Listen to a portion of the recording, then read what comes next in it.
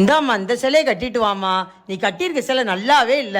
இந்த வீட்ல எனக்கு பிடிச்ச Dress கூட போட முடியாது. சி, எப்ப பார்த்தாலும் நொய்யி நொய்யின்னு. இப்ப என்னடா சொன்னேன் இப்படி கத்துது?